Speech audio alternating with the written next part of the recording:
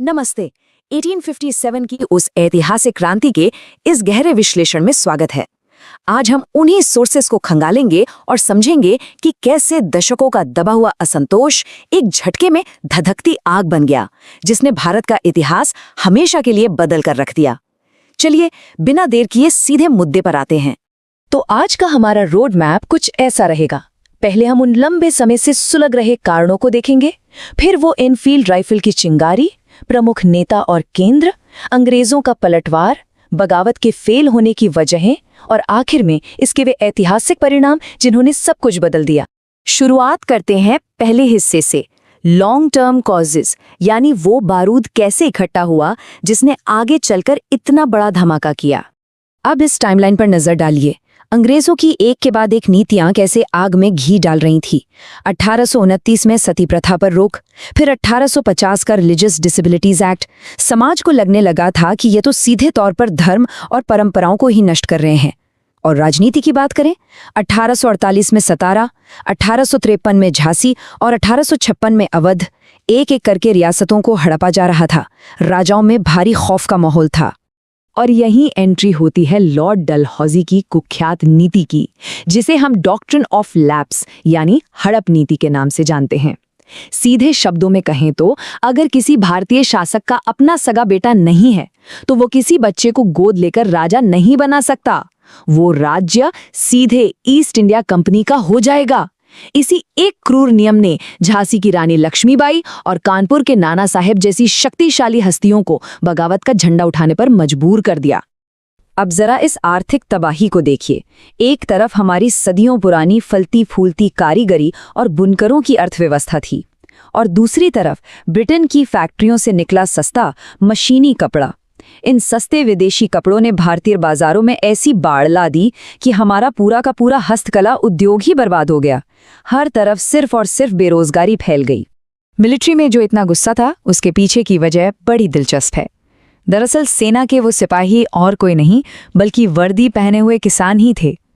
अंग्रेजों द्वारा लगाए गए भारी भरकम लगान और कर्ज ने किसानों की कमर तोड़ रखी थी, जमीनें छिन रही थीं। और क्योंकि ज्यादातर सिपाही उन्हीं किसान परिवारों से आते थे, इसलिए गांव की उस तबाही का सीधा असर सेना की छावनियों में महसूस किया जा रहा था। गुस्सा तो फूटना ही था। तो ये तो था पूरा बैकग्राउंड। अब आते हैं दूसरे हिस्से पर, द एनफील्ड राइफल स्पार्क, वो तात्कालिक कारण जिसने इस बारूद के ढेर में माचिस लगा दी।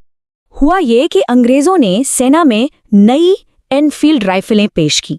दिक्कत ये थी कि इसके कारतूसों में गाय और सुअर की चर्बी का इस्तेमाल होता था, और बंदूक में लोड करने से पहले इन्हें मुंह से काटना पड़ता था। हम मर जाएंगे लेकिन ऐसा कभी नहीं करेंगे, ये सिर्फ एक वाक्य नहीं था। ये हिंदू और मुस्लिम सिपाहियों के चरम गुस्से और उनकी गहरी आहत धार्मिक भावनाओं की आवाज थी। ये बर्दाश्त के बिल्कुल बाहर था। और इसके बाद चीजें कितनी तेजी से बिगड़ी, ये देखिए।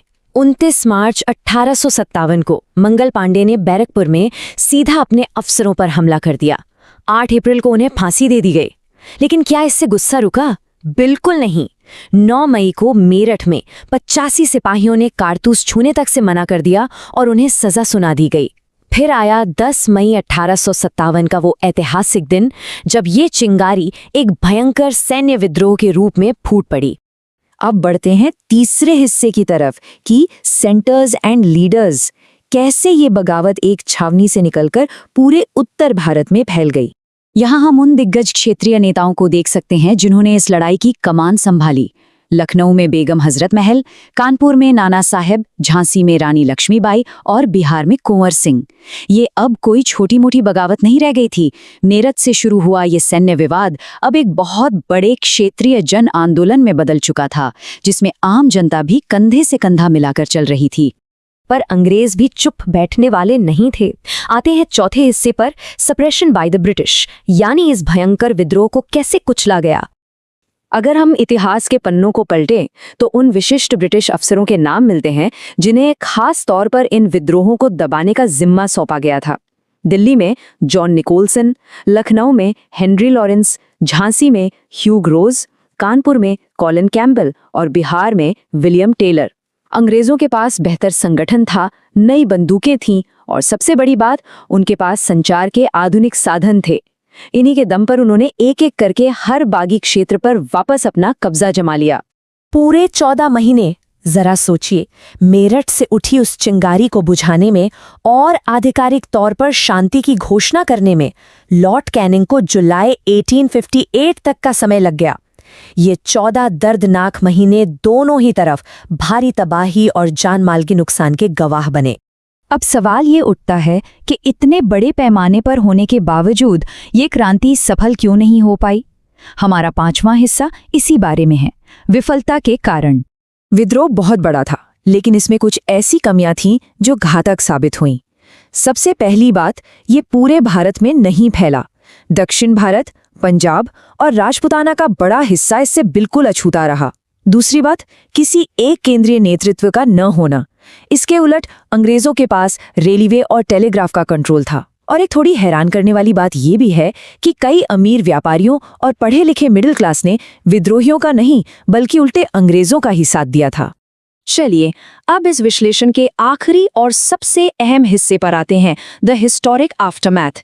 इस क्रांति ने इतिहास को कैसे मोड़ दिया? 1857 की क्रांति का सबसे बड़ा, सबसे गहरा असर ये हुआ कि ईस्ट इंडिया कंपनी के शासन का दी एंड हो गया। एक सदी से चला आ रहा कंपनी का राज हमेशा के लिए खत्म कर दिया गया और भारत का सीधा प्रशासनिक नियंत्रण ब्रिटिश क्राउन यानी महारानी विक्टोरिया के हाथों में सौंप दिया गया। ये कोई छोटा बदलाव नहीं था। 1857 के पहले और बाद के भारत के प्रशासन में जमीन आसमान का फर्क आ गया। इस तुलना से साफ है कि अंग्रेजों को डर के मारे अपनी आक्रामक हड़प नीतियां छोड़नी पड़ी। गवर्नर जनरल का पद अब वाइसराय बन गया। राजाओं को बच्चे गोद लेने का अधिकार वापस मिल गया। कुल मिलाकर अंग्रेजों को समझ आ गया था कि भविष्य में ऐसी किसी बगावत से बचने के लिए उन्हें अपना पूरा का पूरा एडमिनिस्ट्रेटिव सिस्टम ही बदलना पड़ेगा। इस पूरे विश्लेषण के अंत में हमारे सामने इतिहास का एक बहुत बड़ा सवाल खड़ा रह जाता है। क्या 1857 वास्तव में प्रथम स्वतंत्रता संग्राम था या फिर सिर्फ अपनी अपनी शिकायतों को लेकर किया गया एक बिखरा हुआ सैन्य विद्रोह? स्रोत इस पर अलग अलग तर्क देते हैं, लेकिन सच जो भी हो, इस बात से कोई इनकार नहीं कर सकता कि इस क्रांति ने ब्रिटिश साम्राज्य की नींव को ऐसी जबरदस्त टक्कर दी थी जिसकी गूंज आज तक सुनाई देती है। इसी विचारोत्तेजक सवाल के साथ आज का ये विश्लेषण यहीं खत्म करते हैं। साथ जुड़ने के लिए बहुत बहुत धन्यवाद।